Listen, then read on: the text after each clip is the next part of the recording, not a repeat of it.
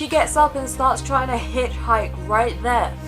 The only people she's managed to attract are rude ones, drunk ones. Let's just say that every time she says that, I get a little more worried. The first thing she asks when she wakes up is, did we crash? Hey guys, welcome to the channel. Today I'm gonna be reacting to chapter 3 of Little Darlings by Jacqueline Wilson. But first, I have a little secret to tell you. I'm not just any reactor. I am Charlotte. But that means I don't just react, I review. And the way I do that is simple. If I like something, I add a point. If I don't, I take one off. Now, my little friend here, Seth, is just gonna chill here to keep me company.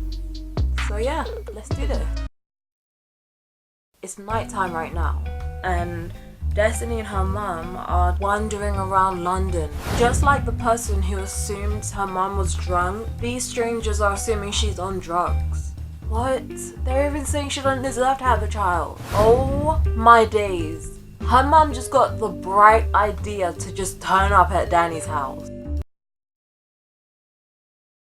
Yo, I am getting a bit excited to see Danny's house, because one other thing about any typical Jacqueline Wilson book is, just like with clothes, she loves to spend ages describing what houses are like. Oh my days. Destiny said that her mum's face is all lit up as she talks about going to Danny's house. She says her face is lit up like the people on Songs of Praise, which is literally a British show about people who sing hymns in church. That's it. Destiny says it's like her mum singing Danny's praise instead of God's. Wow. Her mum is ready. She gets up and starts trying to hitchhike right there. They're legit about to commence this plan. I didn't expect them to go to his house this quickly. Oh my days. The only person that stops for them is some guy just being rude. Apparently Destiny's never been up this late in her life. She says her eyes smart. What does that mean? Yo, Destiny says that her head feels way too big for her body, which is like the perfect description for when you're tired. Point. Okay, so while Destiny's mom tries to hitch a ride, the only people she's managed to attract are rude ones, drunk ones, and they've only just come across a decent one, a taxi driver, and she's trying to bargain with him, right? And as her mum tries to explain their situation, Destiny says that the taxi driver is looking at her like she's making it all up, which she is. She says she's making it all up and I can't stop her anymore. Every time she says I can't stop her anymore, I worry so much, but only for about half a second. Is that bad? Let's just say that every time she says that, I get a little more worried. That must be so scary.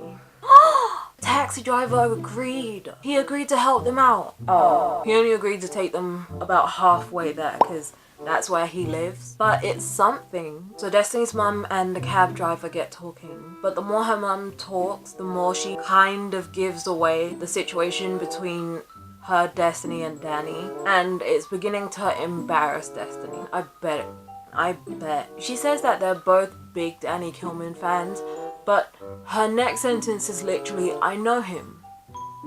And it's like, can you really say that? Like, yeah, you had a fling, but I'm sorry to say this, he's embarrassed by you. Kind of like your daughter is at the moment. Now they're talking about some interview Danny did where apparently he got fed up with the questions being asked, so he just cussed out the woman interviewing him.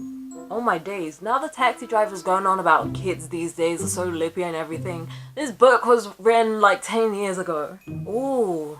So Destiny's fallen asleep in the taxi. And she's having this dream where she's on a roller coaster. And she and her mum are in one cart. And Danny and his family are in the cart in front, just ahead of them. And she dreams that Danny and his family have almost finished the ride, but if they get off before her and her mum, they'll lose them forever. So her mum convinces her to jump off the roller coaster. But she finds that she can't jump. So she gets stuck on that roller coaster forever. The heck? The first thing she asks when she wakes up is, did we crash? Aww. So they've got to the point where they have to get off. Destiny's mum tries to pay the taxi driver, but he's kind enough to let her keep her money. Aww, so they're trying to catch another car. And they get another taxi, but he refuses to let them ride for free. Everyone else that stops say they've never heard of where Danny lives, or they don't want Destiny, they only want her mum.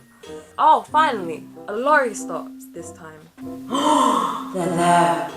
Oh, okay, so they are in Danny's area, but before they go looking for his actual house, they see a hotel nearby and decide to stop and see if they can, like have a shower. Oh my god. So, knowing full well that they have no money, they enter this hotel and try and ask for a room. Oh my days. When a receptionist asks them to pay, Destiny's mom does this whole show of checking her bag and all of her pockets and being like, oh no, wherever did my card go? The receptionist ain't surprised at all. Okay, so what they do is they ask to at least use the bathroom and they wash up in there. Aww.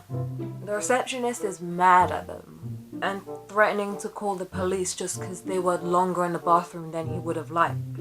Now he's gonna got Destiny all freshly worried.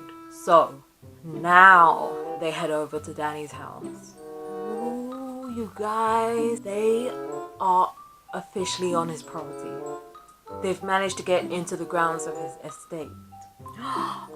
Danny's house has loads of presents and stuff from fans outside. Oh my days, it's early morning and Destiny's mum still thinks it's alright to knock on Danny's door. I mean, they have come all this way, I guess. Like, if I had travelled all the way from my home to a celebrity's house hundreds of miles away, I wouldn't want to wait a couple extra hours. Damn, Destiny's trying to get her mom to realize that Danny will probably be angry at having to open the door at 3 a.m. But she still thinks that everything will be fine when they just explain. She really thinks just explaining themselves will solve everything. I really hope it does though. Oh, wait. Her mom does change her mind. She does have a bit of sense. So, the two of them find a comfy corner on his estate and fall asleep. And that is where chapter 3 ends. Like I said, I can't wait for the two of them to actually meet Danny and the rest of his family. I really want to see the dynamic between Susie and Destiny's mom. And I want to see Danny's reaction too. Speaking of reactions, I hope you guys liked mine. If you did, don't forget to subscribe and leave a like. Also, if you have read something that just left you shook beyond repair, let me know in the comments. But yeah, I'll see you guys next time. Bye!